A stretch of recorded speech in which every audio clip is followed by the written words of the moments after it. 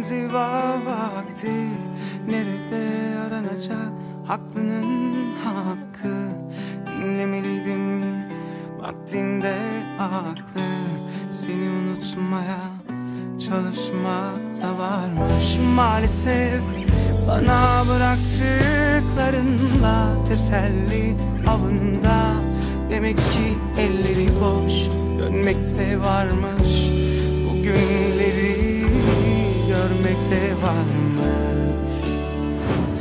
Yarın hatırımı sorsan ne olur, bugün hevesimi kırdın bir kere. Gitme dememle kalsan ne olur, gönlüm çoktan yola çıkmış bir kere. Yarın hatırımı sorsan ne olur, bugün hevesimi kırdın bir kere. Gitme dememle kalsan ne olur, gönlüm çoktan yola çıkmış bir kere. Yarın hatırımı sorsan ne olur, bugün hevesimi kırdın bir kere.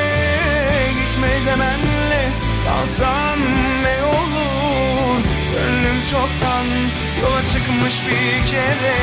Yarın hatırımı sorsan ne olur, bugün hevesimi kırdın bir kere. Gitme demenle kalsan ne olur, gönlüm çoktan yola çıkmış bir kere.